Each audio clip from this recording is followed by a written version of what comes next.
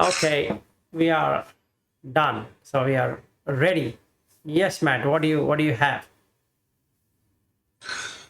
Ooh, as far as the topic, what about the what? How do you pronounce the area? The Uposatha?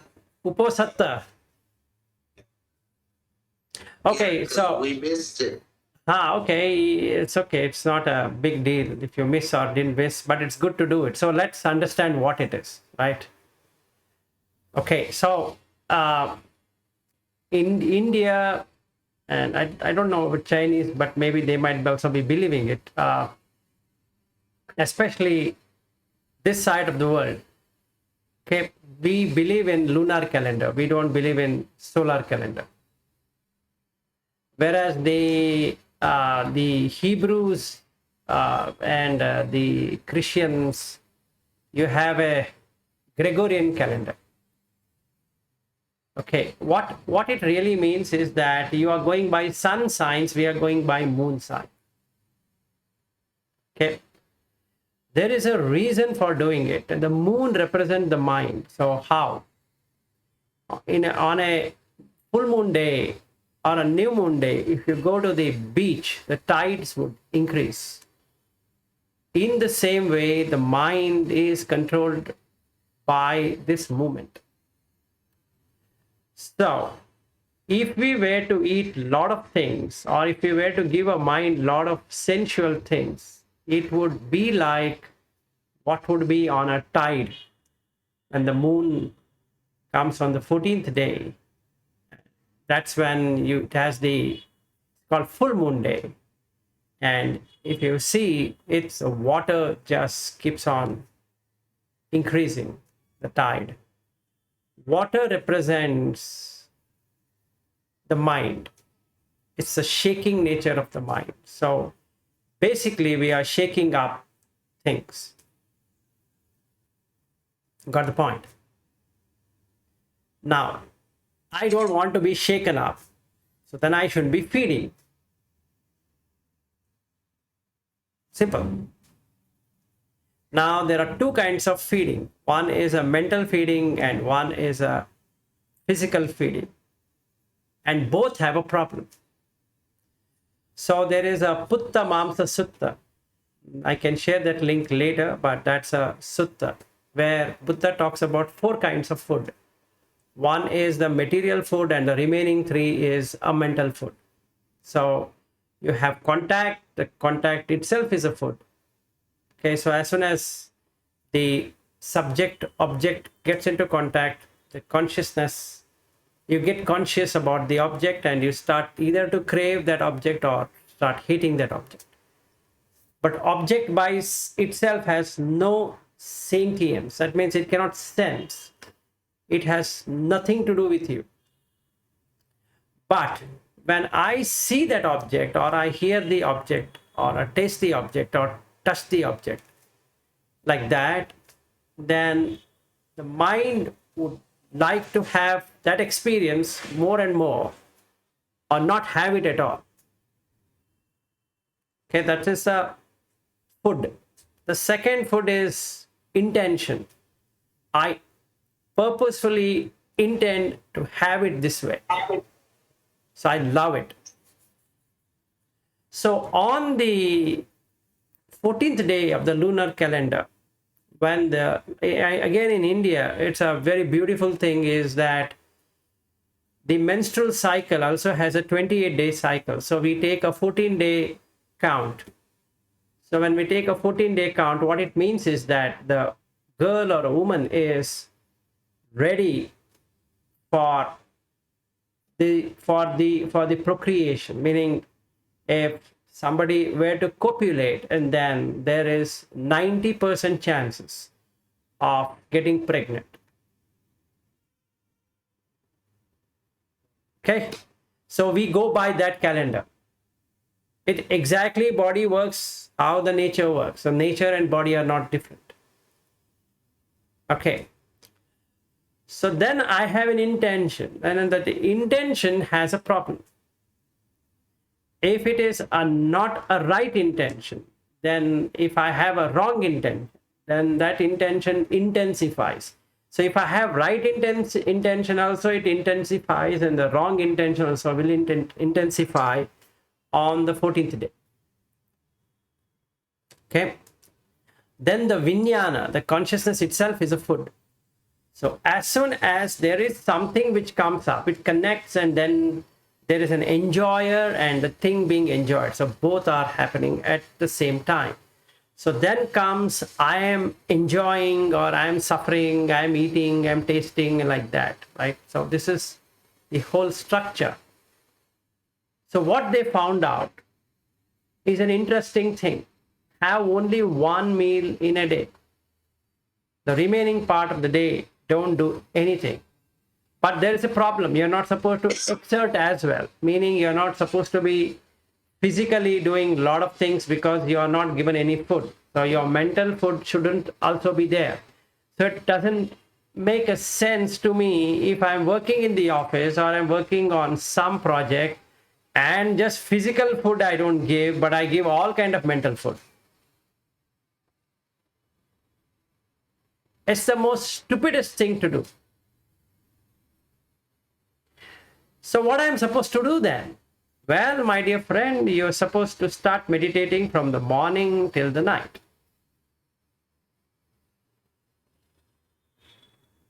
Am I able to do it? No. Then better eat food.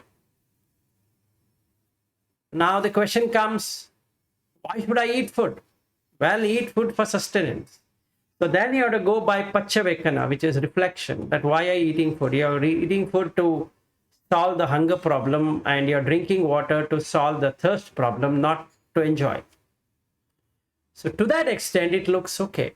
You have not broken the precept of not eating or eating only once. And another thing you need to understand, not applicable today, but in the days of the Buddha, they never had electricity.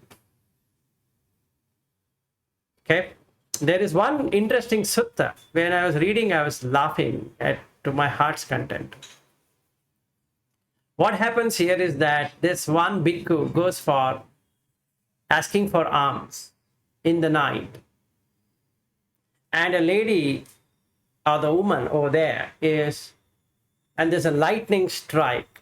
And in that lightning, she screams, Pichachi, meaning ghost.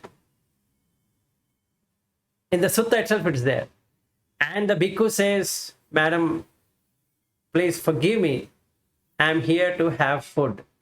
And she says, you scared me to death. I thought I saw a ghost. And is it the time to come and ask for food? And he says, what to do? I'm hungry. So then she says, I'll banish you out of this. I don't want it. I don't want to feed you anymore. And he comes and narrates to the Buddha.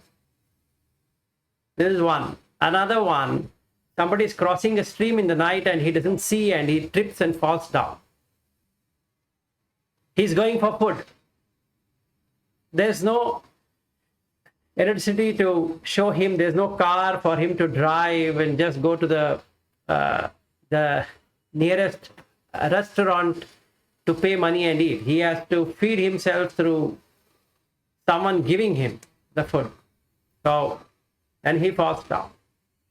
And he breaks his limbs or whatever. And a third interesting one. Two bhikkhus, they're very hungry. They go to one family. And there is funeral. And that's crazy. They are crying. And he takes his bowl and says, give me something to eat. And those villagers chase these two people. Okay. And after Buddha hears to all of this, and he says, how many times have I not told you not to eat in the night? Why am I stopping you from eating in the night? One, it becomes sleepy. Two, you cannot concentrate. Three is that you will have sensuous thought. Fourth is this problem. Either the animal will eat you, or will be bit by scorpion or snake or whatever, or these ladies who are supposed to feed you will kick you out of the village. because you're scaring them. And in India, except for Buddhist or Buddha follower, nobody used to tonsure their hair. So they used to have matted hair with beard.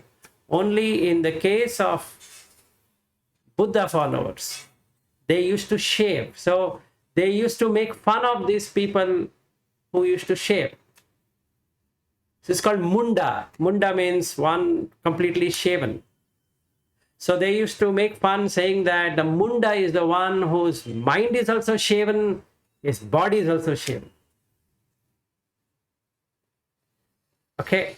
So in India, we have all of this. So when somebody tells me munda, I know what is he talking about, but you might not know what he's talking about. You might smile or you might feel, oh, I don't know what it really is. But what it means is a tonsured head. They don't know what they're doing. They're just sitting and shaving off their beard and hairs. So when a lightning strikes and this lady sees a tonsured head, and then what she has to feel then? Because she's not used to seeing these kind of creatures. She's used to seeing with a matted hair and a long beard. In fact, Socrates has the same. He has a matted hair and a beard. If you have seen Socrates, there are in Europe, you have seen there are a lot of sculptures on. Aristotle also had a same. Okay, so now coming back to this, is that he says don't eat. And there's one particular sutta only in eating. It is in it is in Majjhima Nikaya. It's a very nice one. He talks about only eating. So these guys go somewhere and they say that I don't care, I want to eat 3 times a day and all of that. And then Buddha says, why you should not eat 3 times a day? Why you should only have 1 time a day? Then he says, boss, I feel hungry. Then he says, I'll give you a solution. Fill up everything. Come. As soon as you feel hungry, eat. But don't eat in the night. Have twice. In the morning you eat. In the afternoon you eat. Then he says, but I feel hungry later. Well, you have stored one. You eat it. You finish it for the day. You cannot store it for tomorrow. And he says, that's ridiculous. He says, you have accepted this for ridiculous only. You're not here to have fun. So this was the state of a monk. Now coming to a lay follower. So he said, 14 days once you experience what a arhat will do. So the story of Uposatha is, in India, it is, or in our language, if you were to talk, it is called Upavasa. Upa is near, Vasa is to stay. Uposatha, Satta is myself. Upa is near. I am sitting with myself. Got it? So that day I'll not speak, I'll not work on anything, I will not eat, and I will watch what is happening in the mind. Got the point? It's not about, hey, you know what, I missed data today, I will do it, and tomorrow I will do it. What you guys are now thinking is that, oh, yesterday I didn't do it, so let me do it tomorrow. The moon is not going to wait for you. Hey, wait. Okay, these people couldn't do the Uposotha yesterday, so let me now ensure I stay back. No, 15th day is gone. It's gone forever. You didn't do it. That's okay. So don't have to kill yourself. So you got the point. This is the meaning of Uposatha. It's not about I should be fasting. Like the Muslims, they stay for 30 days fasting and they eat in the evening. They break the fast in the evening. It's not about that. That's on the, what I can say, West Eastern culture. Oh, sorry. That side. Western. Far East culture. And that's because of the climatic condition there, they cannot do because it's better for them to eat in the evening because it's a desert, right? The entire Gulf is desert. So the Mecca place is in Saudi. That's too hot. So it's better to have in the evening. It makes sense. Don't eat anything in the morning because it drains you out. The energy goes away if you were to eat. So you eat in the night, in the evening, and they go by the moon again. Okay, so the far east, the east goes by the moon, and the west go by, I don't know, whatever they want to go. Now, let's say you're in the west and you want to follow the east. It's not going to happen unless you shift yourself to the east. That means you come to India. That it makes sense. But that doesn't mean that you shouldn't be doing it. I'm just saying how it whole thing works. Right. So now when you get the moon, you shouldn't be working on that day. Now the question comes, boss, I'm earning for my living. And you know, Vilas, it's not that I can take a bowl and go around. Even I cannot go. Forget about you guys going. Even I cannot go. I cannot take the bowl and say that, hey, you know, I'm a Buddha follower, so give me something in the name of Buddha. I say that I think you don't want to work in the life, and that's the reason you're doing this. Right? You better go to office and work. You have to earn for yourself, and nobody can give you a free meal. If you have money, you go and buy it, but don't go and ask me that, hey, please give me food. Unless you have an institution which is called as a monastery and you join there and then do whatever you want, because they are going to feed you anyway. Right? It makes sense. So now how should I do this Uposatha? So you understood. Upa means near. Satta is myself. Uposatha means I am near to myself, meaning I am ready to watch the mind like a witness. That is sampajanya. You just witness. I witness whatever is happening. Oh, this thing has come in my head. Okay, good. And that I'm making my hands gestures like this. I'm talking like this. I'm, my eyes. What's happening? In the ears, what's happening? How am I sitting? How am I standing? All of this is a witness. So for that, I shouldn't be having food. Period. No physical food, no mental food. Then if I were to do it, the question comes, how should I do it? And then the Uposotthasutta talks about how you should do it. So Visakha comes and asks, in fact, Visakha says to Buddha, today I am having Uposatha. And he laughs. Oh, you have Uposatha. Okay, can you tell me what kind of Uposatha you do? And she says, I just sit. He says, what do you mean? There are three kinds of Uposatha. One, the cowherds. And the second one is the Jains. And the third one is the Arya. Which one are you talking about? She said, I have never heard like that. I thought there's only one Uposatha. He says, no, there are three. Oh, shucks, I didn't know that. Can you tell me? And he says, I'll tell you. Okay. So, Uposatha done by the cowherds are like my relatives, my in-laws, my parents, they do. They do like a cowherd. Okay. What they do is, in our culture, you're not supposed to be eating rice, you're not supposed to be eating the lentils and some other food. But you can eat anything else. So you can eat fruits, you can eat whatever you want. So what they speak when they meet is that, at my home I did this, I did that, and I made without rice like this, without wheat like this, without lentil like this, and in the morning I had this, in the afternoon I had that, in the evening I had this. This is exactly what a cowherd will talk about when he talks about his cows. So he says, my cow ate that, and my cow had this, it ate that yellow color one and it ate the green color one, and then it actually shat there. It was doing its poo here, and it was a pig came by and it ate that poo there, like that, and it's there in the sutta. I'm not trying to add. The pig one is mine, but otherwise other things are there. I'm trying to make it more humorous. So that's the Uposatha of the cow herd.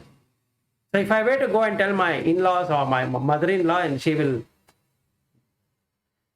not be pleased about what I am saying, but that's exactly what we are doing. That's a normal worldling's way of Uposatha. So if you see in this world, whether that time or this time, people only talk about food, what food you would like to eat.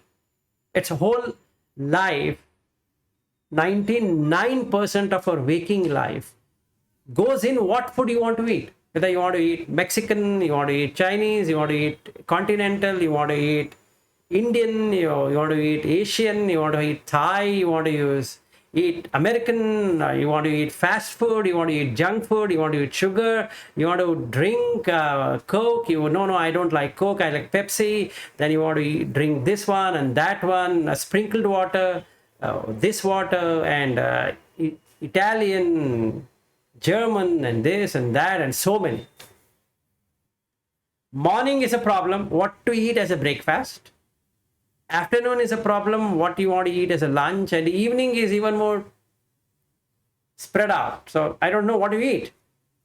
Hey, yesterday only I ate that pizza. So think today I'm going to have shrimp something.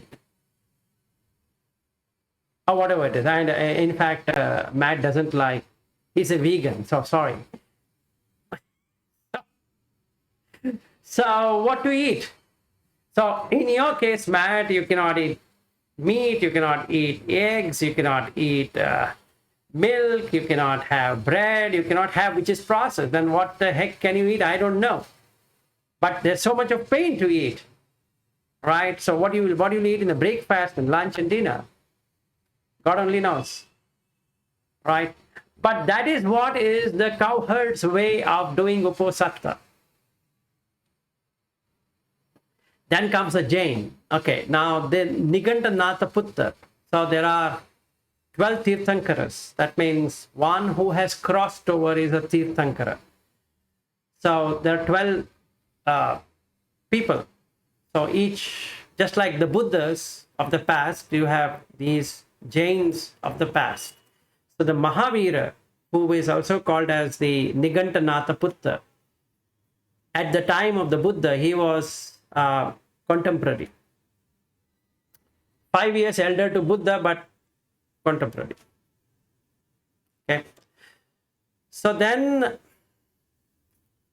they have, or I have also witnessed, is that when you want to, there's a concept called the Digambara. I don't know how do you say that in American kind of English, Digambara, or whatever that can be. So in Sanskrit, it is Digambara. Ambara means sky.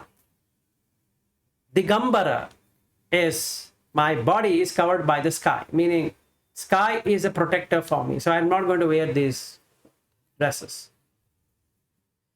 So if I want to be a person who would follow the Jain tradition, I need to be nude. Completely nude. No piece of clothing has to be found. If I'm a woman or a man, it doesn't matter. Okay. And the second thing is that when they do that, at that time they will measure the ground and say that in this ground, these insects are walking, so I will not walk because they are walking. Or I will walk in such a way that I will not kill them. Okay, so they go to the extremes of things. So Buddha talks about that in the sutta. And then he starts with what is the real way of Uposatha. So he talks about Brahma Uposatha and the Dhamma Uposatha and the Sangha Uposatha, then Sila Uposatha, then the Then the final is Devata Uposatha. So this is, if your mind is residing in all of these five for the whole day, then you have learned how to be an arhat for one day. Yes, Matt. Can you repeat that one more time? Which one? What you do, because it kind of lagged on my end about if you could do it for the whole day, then you would be. Okay. So there are five things. One is Brahma Uposatha, which is about the Buddha. Dhamma Uposatha is the Buddha Dhamma. Then Sangha Uposatha is about the Sangha. Then the Sila Uposatha is about the moral qualities. Then the last one, Devata Uposatha, is about the gods. So you reflect upon the gods and you say that, okay, I am and the God are the same. My mind is limited. The God's mind is unlimited. So let me make my mind from limited to unlimited. Like that, I keep on reflecting. And then for the whole day, by the end of the day, I reach day one of being an arhat. So this I do it every twice in a month. Yes. You said you reached and you lagged again for me. You reached Arhat. You reach arhat and you experience what it is to be an arhat for the day, for that day. Now there are two riders in it. Number one, an arhat doesn't go and work.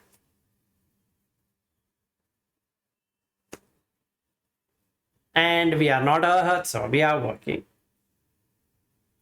So that day you have to apply for off from home, meaning you're not supposed to be talking to anyone. No wife, no friends, no families, nothing. Right? Why? Because it takes energy to speak.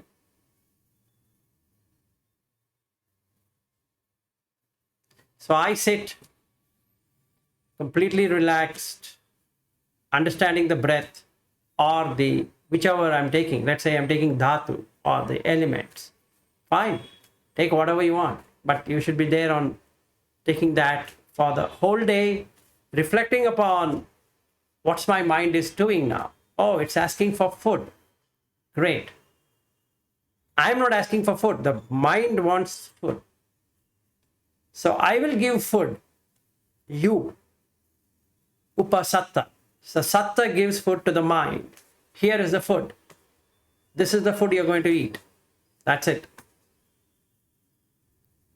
Okay, let me eat for the 3 times at once. Sorry. You're going to eat what is to quench the hunger. That's it. So 11 o'clock you have food and that's it. Next day only. But then you have to be sitting silently. Yesterday I couldn't do it because I am working.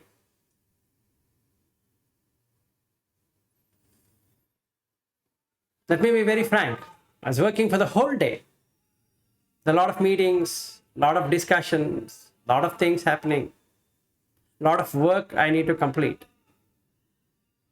I cannot be applying leave every 15 days or 14 days. And I can ask the moon, hey moon, what do you think? Now the moon will say it's up to you, but I'm going to come every 14 days, whether you like it or not.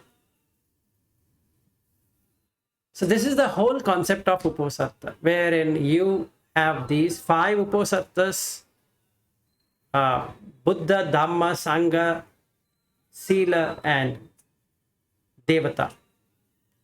Then he talks about what happens when a person exactly follows the Uposatha.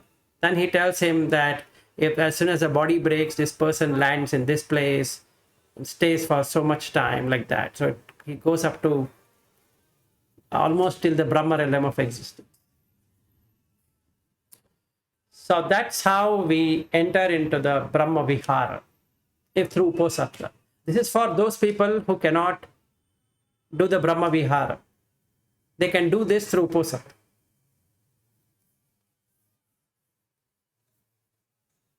So that's all about it.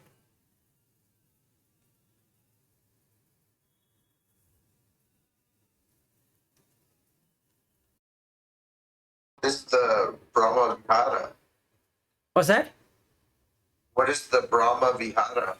Brahma Vihara are the four. So Metta, Karuna, Mudita, Upekha. These are the four. That is, Metta means loving kindness. Karuna means compassion. Mudita means appreciative joy.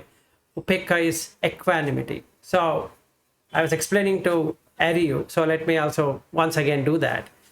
So the Metta Bhavana, I was explaining to him, as well as I'm going this Sunday to Sri Lanka. So the person with whom I have the Dhamma discussion, I was telling him that how you should be doing. It's not about just, there is one saying of the Buddha, okay, and then they recite it. So in India, Sri Lanka and all these places, the recitation is much.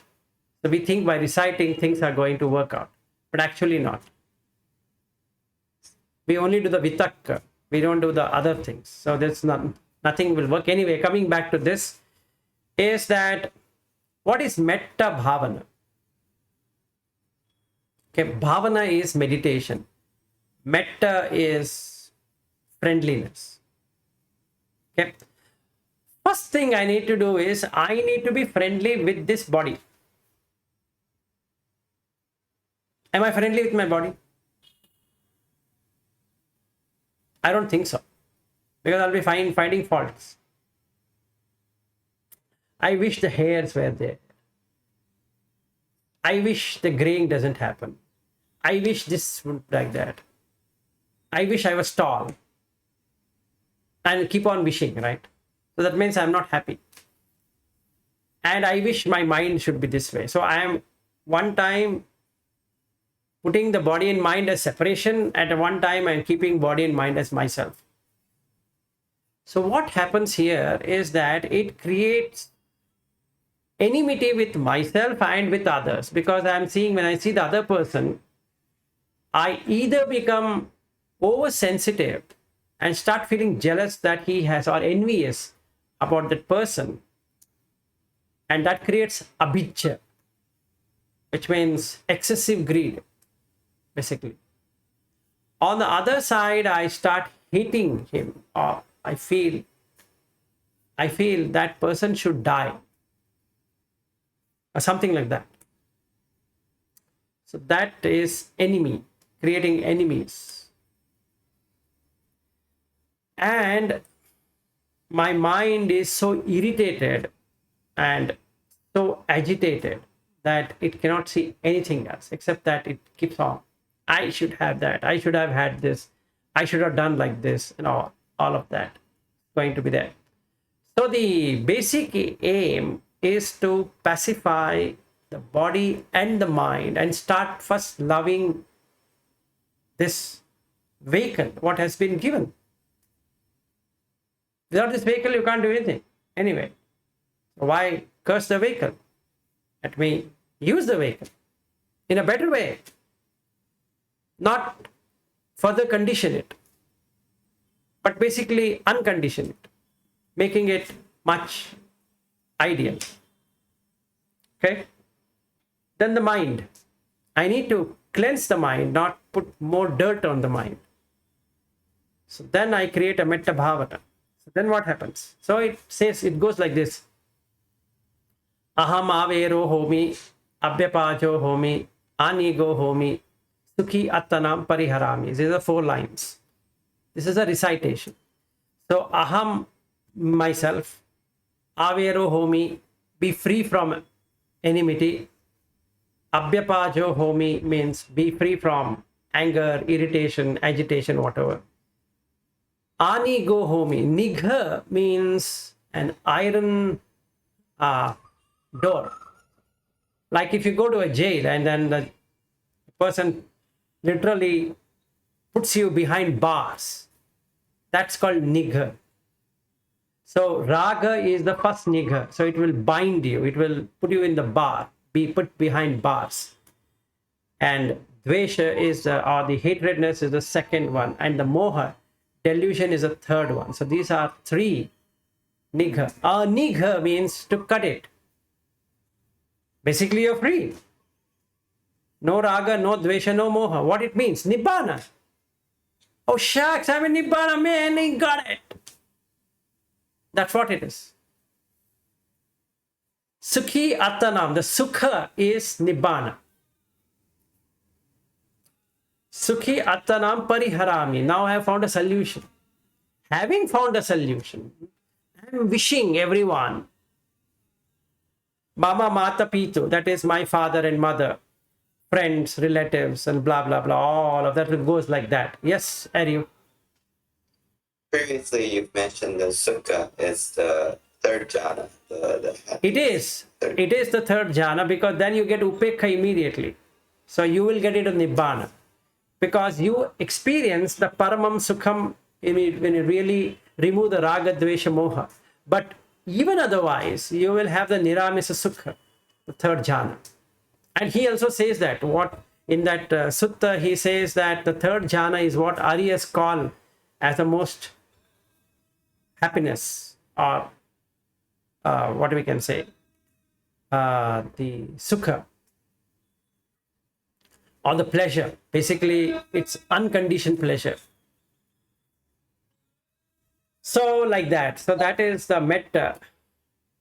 When I do that for others, I feel, wow, this is great. I have taken everyone. No anger, no jealousy, no enviousness, no feeling pride, no feeling anything. And I basically feel very contented. Right? So, this is one thing. Then we come into the compassion. Our compassion will remove this injury kind of nature.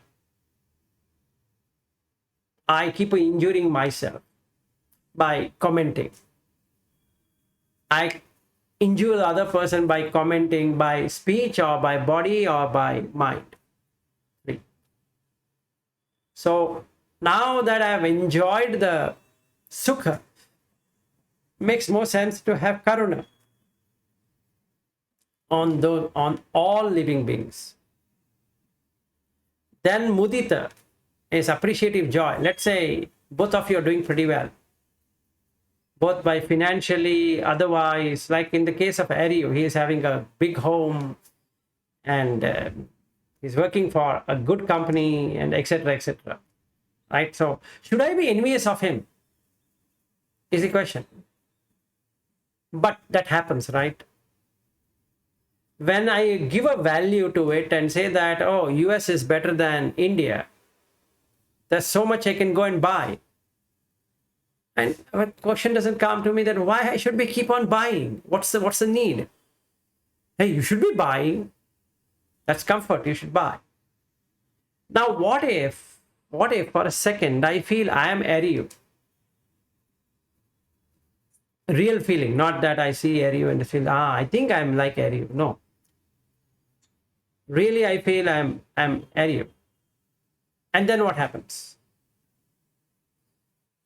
You feel so appreciative that at least this being is enjoying at this point in time. So it becomes contented. And what if I meet an arhat? I feel even more better because he's ended the journey. I will not feel, oh shucks, he's an arhat, I'm not aware when I'm going to become. Oh, he's an anagami, oh shucks man, I don't know why I'm not an anagami. That thing doesn't come. And upekha, somebody will spit on me, somebody will do a lot of idiotic things on me, cursing me and all that. But my mind does not curse anyone. Equanimity. So if you look at the Jesus, he had the first one, metta. He had the second one, karuna. I don't know about the appreciative joy because in the Bible I don't really find that. But the fourth one he had, upekha. He was not worried about what they are doing with his body.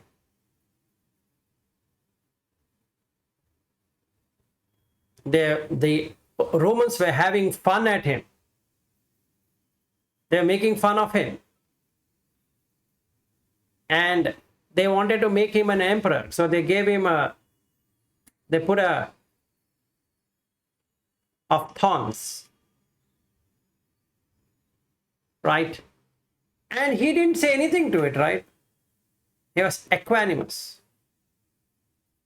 So if I really see, he would have been having all the four. Whether it's Moses or it is Jesus or anyone. I would have done that. Right? So we can see there are the four things. So this is called Brahma Vihara. It means you live right now as though from where you came. We all came from the state of Brahma. It's called Abhasara Brahma. That is radiant people. Because of the greed and hatred and delusion, we kept on coming down and down and down and down and down, and we have landed here. And from here, we don't know where we're going to land, but I can land back. The mind can land back to the origin, to the Abhasara Brahmarana. And that's exactly what you're trying to do in Uposatha as well. For that day, you make yourself for the whole 24 hours in Brahma. So every 14 days you can do this. It's a good thing to do. Okay, so then you guys want to do it? Come to India, we three can do it together.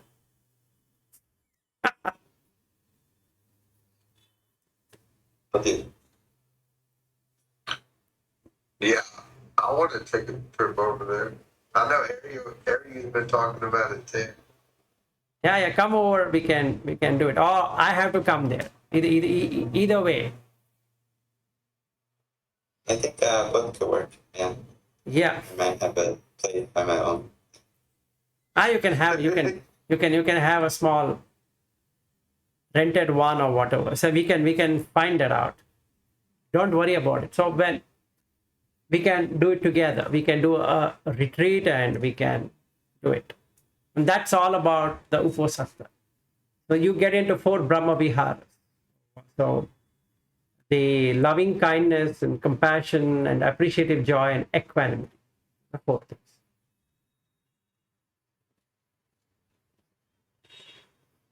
Hey, so sometimes I feel like in my practice I'm regressing a little, but now I'm like, if I've regressed, like through my past lives from the Brahmin realm, then I guess I really shouldn't be that worried about the little regression of my practice. Absolutely. That's what I'm trying to say to you. Because we have regressed so much to come and sit here. Yeah. That is okay. That is nothing. See, I was hungry yesterday, so I had food. It doesn't, as long as the mind is not tortured, it's okay. Meaning, torturing the mind through the mind or trying to seek pleasure, that's not okay. But otherwise, it's fair. It's absolutely fair. Yes.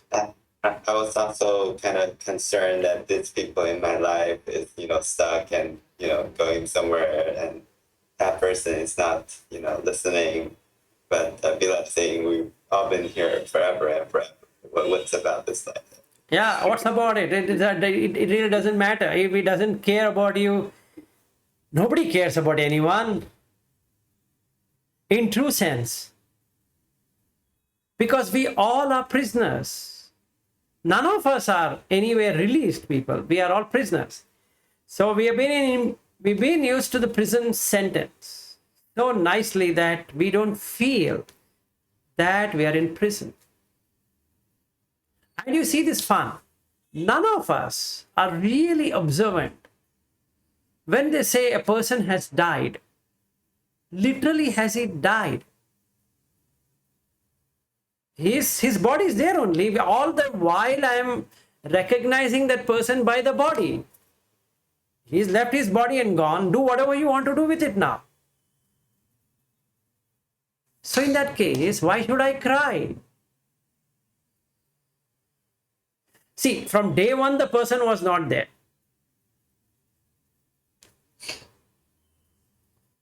Right.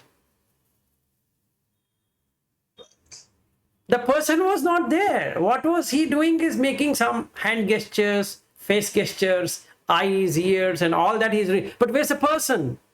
Because when that person or whatever person departs, when you say he's departed, the question should be asked, who departed?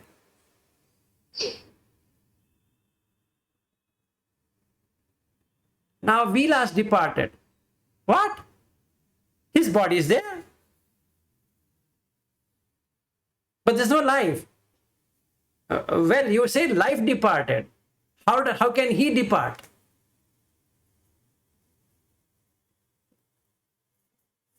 So either we can say life exists, or now we can say the life doesn't exist in his body, in that body, not his. Because the gender is male, I'm calling as him, but there's no him there. Right? All the three of us have the same gender, so we are making it as him. If there's another gender or gender neutral, now what do we say? And that becomes a real challenge now. Oh shucks, what should I call this thing? Should I call her, him? I don't know what to call. It looks very weird for me, right?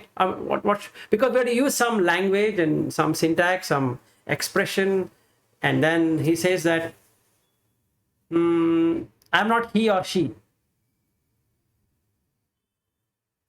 Okay, tell me what I should call you then. Because that's a language. I need to put in the language. But the damn body is there. The life is not there.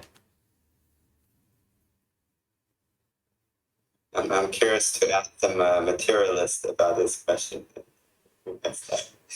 Yeah, you can ask. You can ask who departed. This is question. Who departed? Now either you have to come up with a theory that soul departed, right? May his soul rest in peace. It's weird. What soul should rest in where? In peace means where? In peace? Which peace?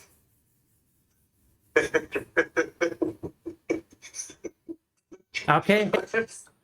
Or you have to say, may the thing rest in peace. Which thing?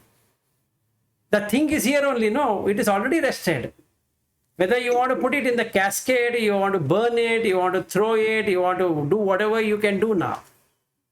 The thing is there. Right? So there's no person per se. If you were to ask, is there a person? Answer is no. Because whomever I'm calling a person is a dead body. Even now, as we speak, the life exists, and so all these things are happening. My hand gestures, like what Ariu was saying, your body language, not my body language. It's just a body language. Why? Because it has life. So what I can do now is be conscious and then make some gestures. So when the other person sees it, he feels connected. And that's it I can do. But when we speak a language, we have to say your body language. Because that's the way I have to express. So in Pali, this is called as adivachana. Okay, that means you syntax it in a proper way. To speak, so to speak. Otherwise, there's nothing to be spoken, right? If Ariu were to be talking in Chinese, and let's say, Matt, you were Mexican and I'm Indian, how we would converse? with the Google Translate. Yeah, you require some translate. Because if Harry were to be talking to me in Chinese, I don't know whether it's appreciating me or depreciating me or hurting me or whatever it is. 1 second. There's a call. Let me go.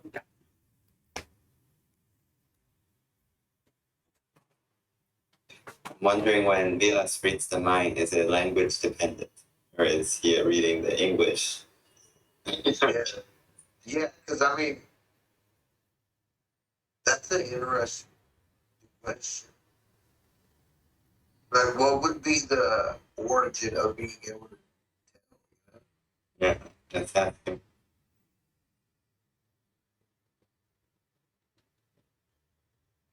Is that what y'all were talking about before I logged on?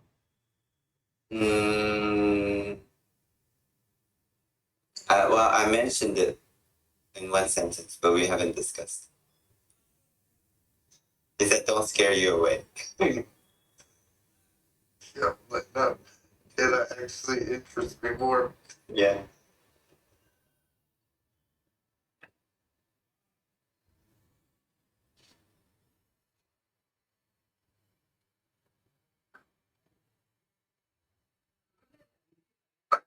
Good to know that. I mean, there's no point in trying to celebrate it now.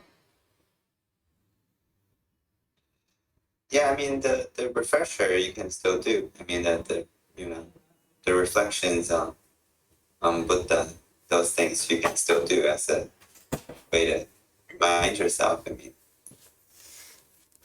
Yeah, but it's right too. But I think like with the way you said, it's like you're literally like synced with the moon. yeah, right. Let's wait until the lessons.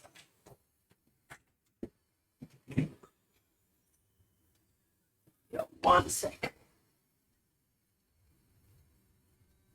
Yeah, well, we're just discussing the Uposatha because I was saying I missed it yesterday, but today I just, still did the reflections Okay. and still helpful in some way. Still a reminder. Still a good thing to do. Yeah, absolutely. Absolutely. Yeah, just I'm not at the depth which you described. That's fine. That's fair. Yeah, it's still good. Still good for me to not watch YouTube shorts for one day. Still a good thing for me. Yes. Not to worry. It's fair. Yeah. No worries. I was just discussing with them. Okay, so that's the thing about this Uposatha plus this Brahma Vihara. So it's already, I think 11:30. No, not We 11:30. have a Yeah, question. 11:30. We have a question that on the Chinese versus Mexican. When you see the mind, is it do you need to know the language of that person? Yeah, initially, yes, but then you don't have to have any language because you can read the mind without language. For me, I noticed so much my thoughts are just visions. I just suddenly start seeing this and seeing that. Suppose you can see the same thing. I suppose that's one way of reading it, but then there's also verbal ones, right? Yes. I want to do something. But those, I guess, if you're reading it, you may not read it in Chinese or whatever, but there's a feeling that you could get. Yes, yes. All the gestures, all the facial expressions and the body expressions are sufficient enough, irrespective of what he's saying. You can find out what truly he means. Let's say somebody is just appreciating for the heck of appreciation, you will come to know irrespective which language he's speaking. Yes. And some people will nod or right. Or do the wrong thing when they're saying the different things. Yes, and their eyes, where they are holding their eyes and what are they doing and where are they concentrating when they are seeing someone, right? So you will come to know the level of interest of people, and then you know whether they are just doing for the heck of doing it or they're really doing it. So some people will say, oh, it's too good, I know you've done very well, but actually not. He's just trying to Just say. So while I used to go on a jogging in Indianapolis, so there is this rail track which they had removed it, so there is no any kind of train going, so they had made it as a Indy.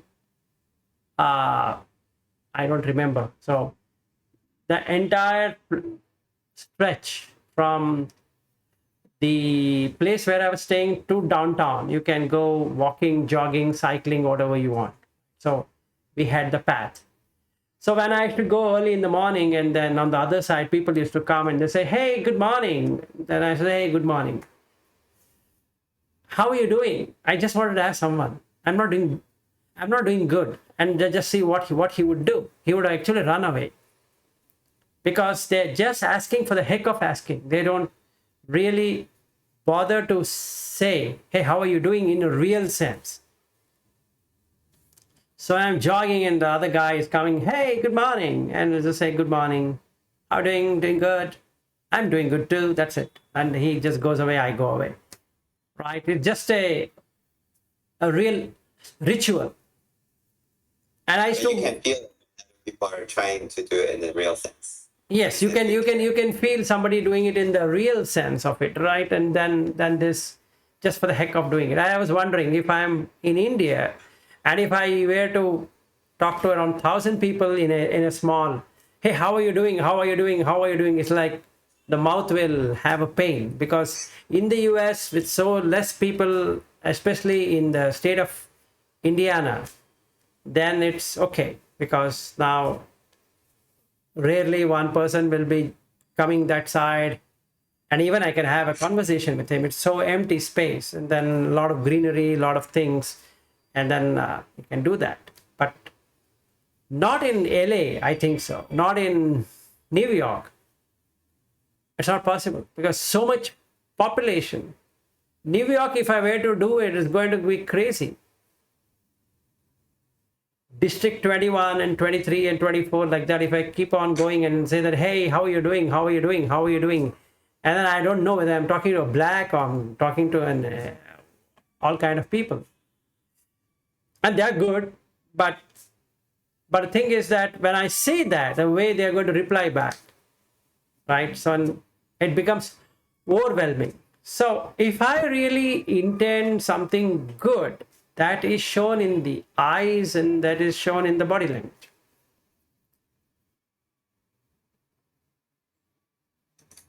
I think I mentioned to Matt recent, like last week or something. I think sometime I go out and I see people really respect me in the way that they will try to, fist pump me or showing good respect and say something really nice. And I feel that they can feel that I care about them as a person, or something like that. There's a benevolence, and Right. somehow they can sense it, and I almost feel like revered in a sense. Not so much, but I mean, almost like they really respect you. Yes, So I absolutely. often feel that way. It happens that way. It certainly happens that way. Yes. So what else? Or do you want to conclude? Yes. I want to have another session sometime where you can look at me and Matt's eyes and tell us about something. Ha. If that works. Yeah, we'll see. But that has to come on its own. If I could, now I stopped doing it because of three things. Because of three reasons. The first reason why I don't do it is it becomes like an addiction. You keep on seeing the eyes and then start doing it. The second one, what happens here is that some things better not known than known. Right? And the third one, it adds no value to me in what I should be doing. I shouldn't be going behind these. I should be letting go of these. These are some things which can come as a process of purification, but then I shouldn't latch on to it. I shouldn't get so much into it.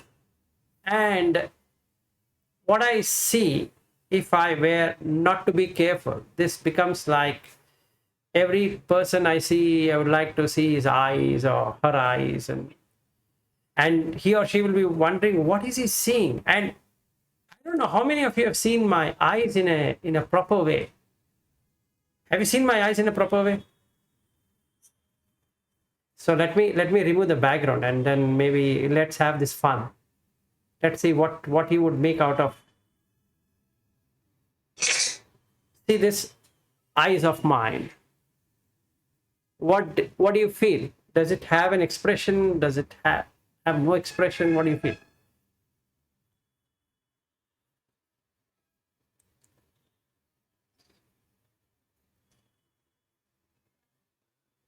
I don't know. Know what?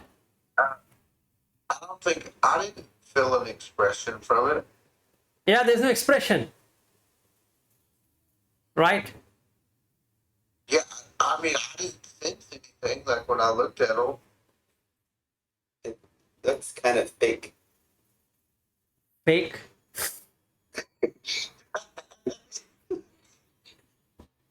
No, actually, my eyes now has no expression. It's an expressionless eyes.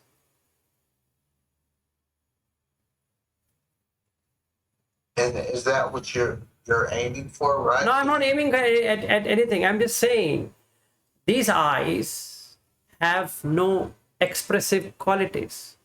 Meaning for the other person, they wouldn't be able to gauge what is he trying to do. That's why I say it's fake. Looks like the model ones. Ah, yes, exactly. So one girl told me that your eyes look like of a doll. And it's so true. It's very true. Now, what it really conveys is that if somebody were to be sitting along with me, nothing that person can feel. So what do you see in the eyes of me and Matt right now? And then we are coming to the topic itself. Let's not do it.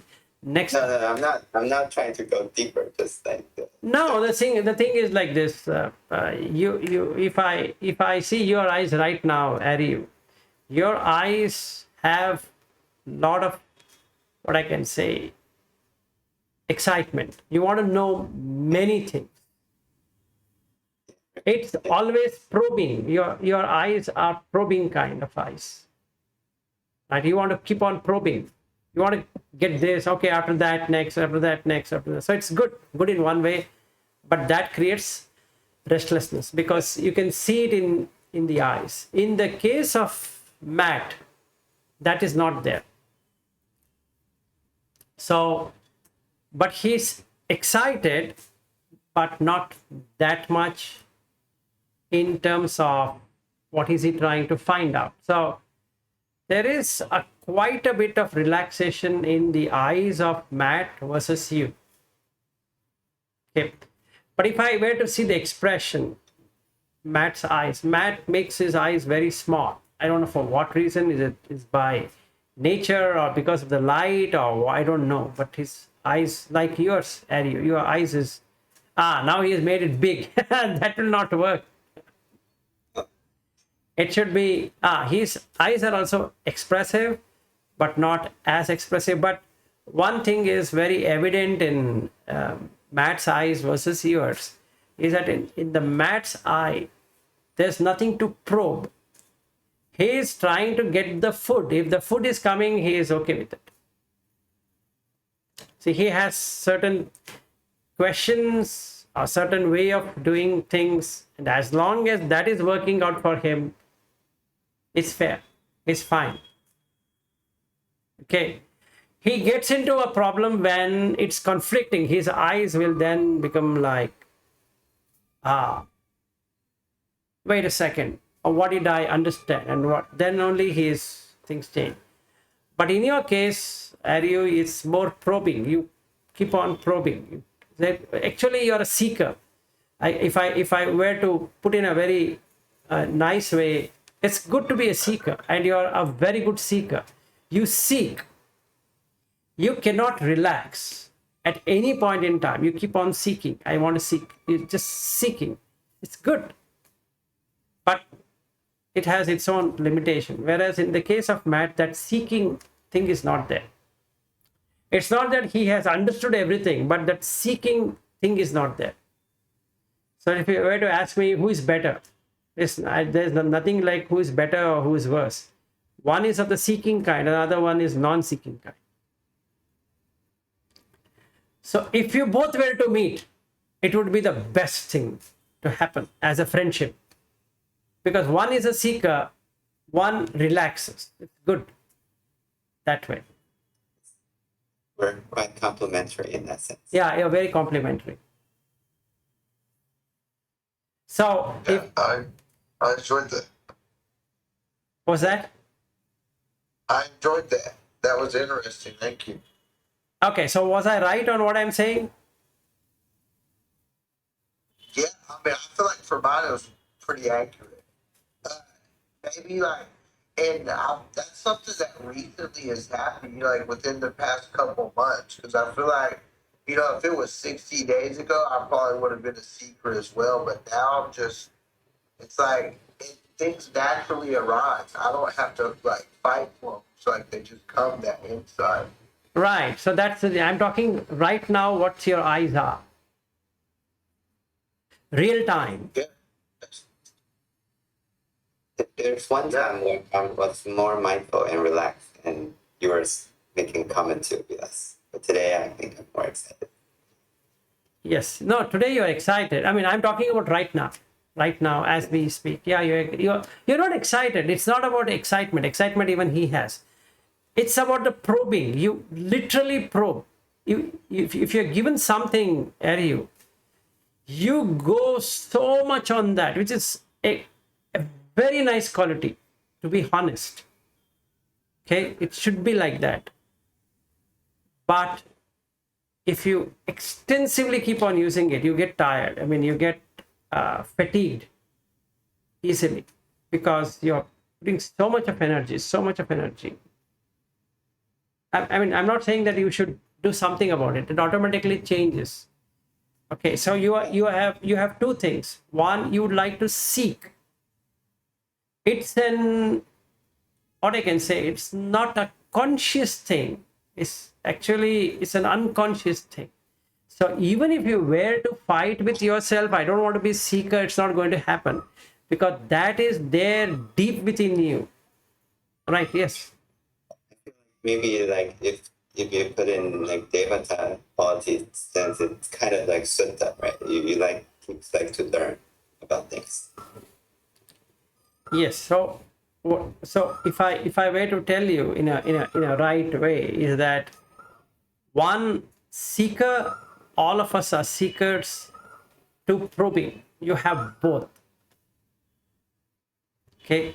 And because of that, there's excitement. If you've been given something, you get excited about it because you have seeking and probing. They both are something which is inherent in you. Okay. So what happens here is that you start to probe. Oh, I need this. Okay, then the next one. So you you logically start organizing in a sequential way. So you get overwhelmed by so many things and you would like to download it at the quickest. Okay, now I've done this. Okay, have it. But the other person might not be hungry. Like me and you, we've been discussing on the videos. It's good. What you're doing is tremendous. I'm telling you, the ideas, what you're coming up with is really good. Appreciate it. But this person to whom you're speaking is like a stone. Okay. He needs to be pushed. Hey, come on, do it. Otherwise, that guy will say, I am very comfortable. Because I don't have anything to seek. I don't have anything to probe. Even Buddha had pushed by the Brahma a little bit. And then I had to create that excitement. Now I'm creating those excitement, right? Okay, I need to do this, I need to do that. Because the excitement doesn't come. What I can do. It's good to be exciting, to be honest, and that comes in the eyes. So my first question to both of you is, do you see excitement in my eyes? Even though I'm being expressive, meaning I talk with expression.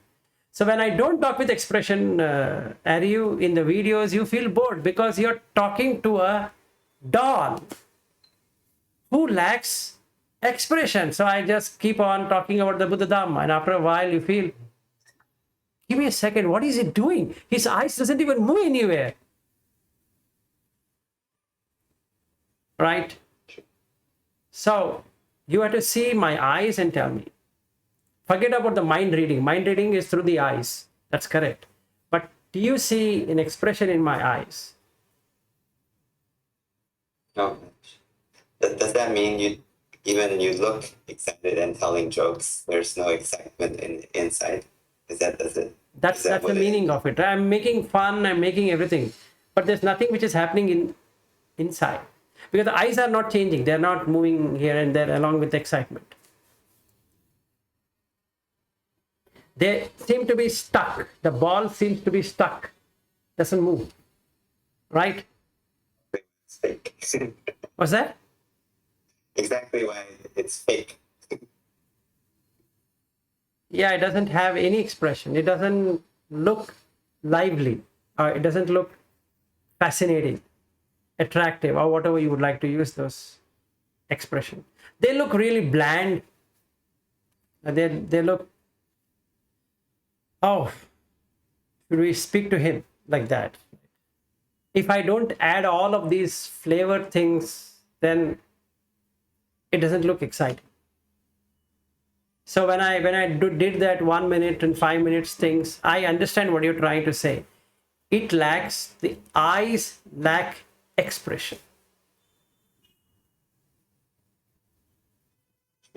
They're no longer expressive. I used to be the most expressive person on the eyes. It's been long that I have no expression. In fact, one of my friends had gone to his home and we were talking like this. I'm just watching him like this. And he was asking me, what are you seeing there? I said, I'm not seeing anything. Then your eyes doesn't, I'm talking so much to you. I said, yes, I'm listening every word of what you're saying. But there's no expression. I said, yes, it's been a while. I don't have any expression. It seems to me that I'm talking to a doll. I said, yes, you are indeed talking to a doll. You can talk whatever you want. Right. Like that. I don't know how both of you, do you find me interesting? I doubt so. No, you're very interesting. No. Your facial expression is very vivid. Yeah, that's correct.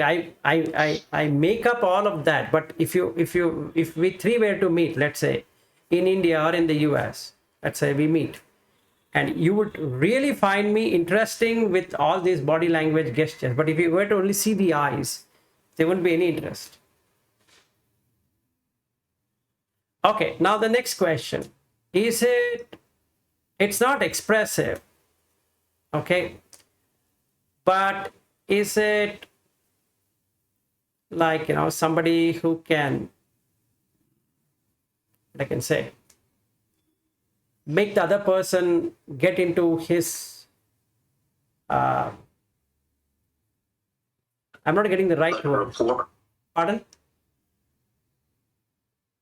Like, are you talking where you build rapport with someone? Or? No, I couldn't understand what you're trying to say. Like rapport with somebody. It's like, I don't know how to describe it. It's like, like you feel like you have similarities, or like you're like in the same mindset or the same Right. mood at a given time. No, I'm not talking about that. So now you have the eyes can attract, that's the better word. So do you find, even though it's expressionless, do you find it very attractive, or do you find it very eyes which can take the person, meaning it makes the person come very near, meaning that it's That's a relationship.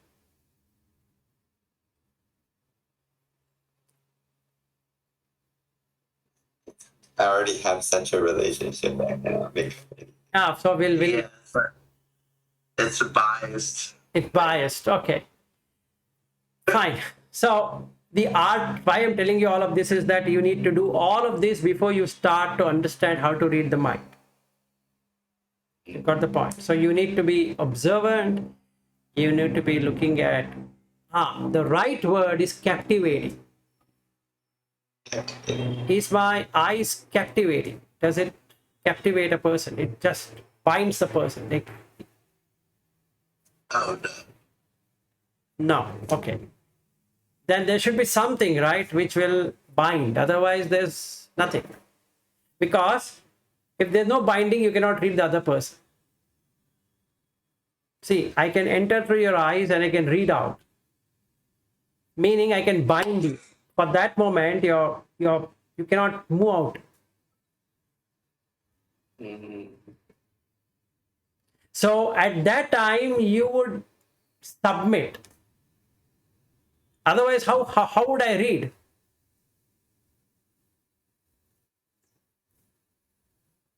So you need to know whether my eyes are captivating. They captivate. They make your attention not loose. See, the advantage what I have in my eyes is that they're expressionless and you cannot really make out what this guy is up to, correct?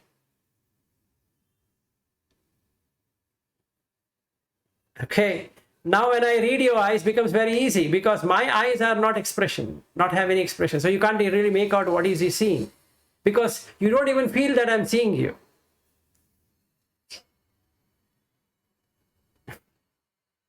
Interesting. So how did you get it to where your eyes have no expression? Now that is a separate topic. We'll take that topic later. Now the question in our hand, on our hand is, number one, are my eyes expressive or not? And the answer is no. Do they look like with life or without life? Like what Ariu said, it looks fake, like a doll. Okay, so if somebody were to strip in front of me, that person wouldn't know that I have an eyes. So you keep a doll and a female or a male were to strip and change the dress, the doll wouldn't feel anything, the same thing. So that person, be a female or a male, wouldn't feel anything if they were to dress or undress. That's the advantage what I have. Right? Because there's no excitement, right? So just think, somebody comes and she says that, look, I want to change. I'm just sitting.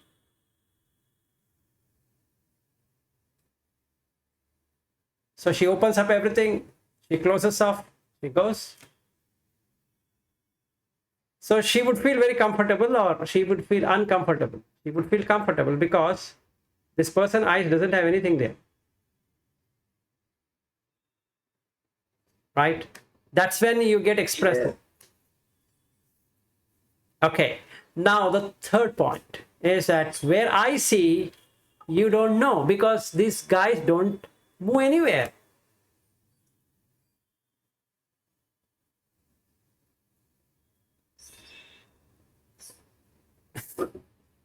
What do you mean by that?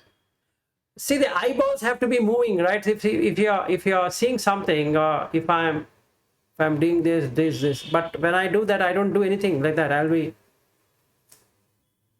just straight. Oh, because like meaning like say like if you're looking down to the right, I know you're accessing like kinesthetic, or like if it's up and to the left, you're accessing your memory and things like that.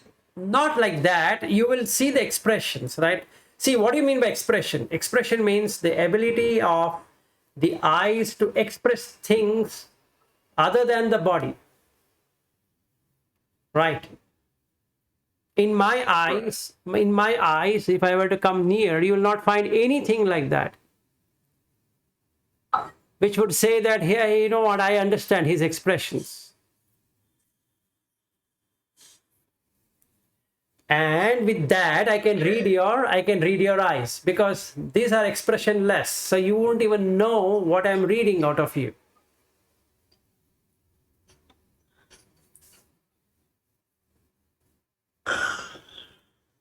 Okay. So all that I need you to see at me, and that's it. Then I will make that eyes captivated. It cannot move anywhere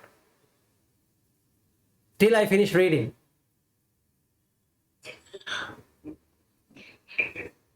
Try Matt, see if he can move. No, I've already like noticed a couple times that he did it, and it was like I couldn't really look away. Yeah, you cannot. Try me. No. Now that I've told you that it won't work. It should be unconsciously done. Now your idea would be that let me not do it. That doesn't make any sense. So when you do that, you can like literally read the whole Bible or what? It's not like that. Whenever a person gives his eyes or her eyes, I can do that. Unconsciously, if it is available, or I want to help that person. Like so many people come to my home for depression or some other issues, personal issues, and then I read and tell them. Otherwise, I don't. I don't, in general, keep on reading. That's going to be a burden on me. If you want, you can go see the past and all the years and stuff. Yes, I do that. Yeah, I can go for the person's 1 year, 2 year, like that. I can keep on telling what has happened in his or her life.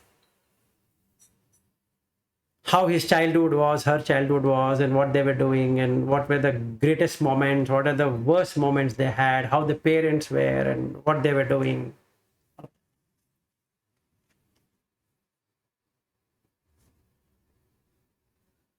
So Matthew is scared. Matthew is scared today. No, I think this is stuff fascinating to me. Yeah, it is indeed fascinating. For that, your eyes should be like a doll. Maybe I'll never have that. I wish I can have that so I can read my dad's mind and show him something. Hey, but maybe that's one thing. It's like a gift that you literally have to have like a purified mind, because with that you could harm people if you didn't have good intention. Yes, absolutely. Absolutely. That poor person wouldn't even come to know that what I'm trying to do. Because at that moment, I'm captivating. I'm holding that person completely. He or she is in my grip. Another thing, I can put my thought on yours. So you would exactly do what I want you to do. Like the Star Wars.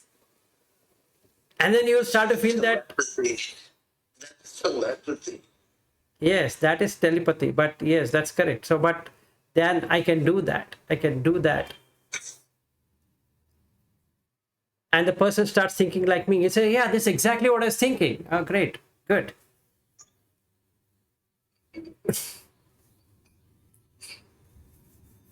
And I can do another thing. I can erase the person's thought. So he's thinking something. If I start looking at him, he'll forget everything, what he was trying to say.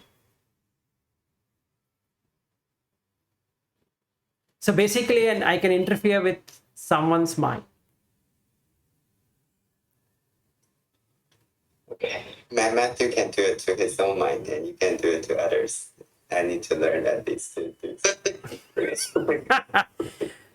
Okay, so the Dhamma way is that you will get it by your own. You don't have to practice anything for getting this. You will get it. Eventually, you'll get it. If you were to just come. Yeah, it comes. And then in the Digha Nikaya, number 2, Uposotha, it talks about that. You'll get all of it. It's nothing, I'm telling you. You'll get much better than what I'm doing. More motivation to practice samadhi. Yeah, that's the thing. That's what we need to do. So for that, we need to intensify our practice. Okay. My manager was telling me he just his wife has nothing to do with meditation and vipassana and all that, and he just kept meditating to it and made her wife want to go to the 10-day vipassana retreat. Anyway, it's 10:30 here, which means 12 o'clock for Matt and 11 o'clock for. So the time has gone by. That's called captivating. Yeah, well, I think when I said no at first, I wasn't fully understanding what you meant by it. Like, I don't know. For some reason, I think like like in the movies or you see the billboards, like how they'll like the people have that expression like that they're just like looking at you. I don't know. That's what I was thinking. No, that's not what I was saying.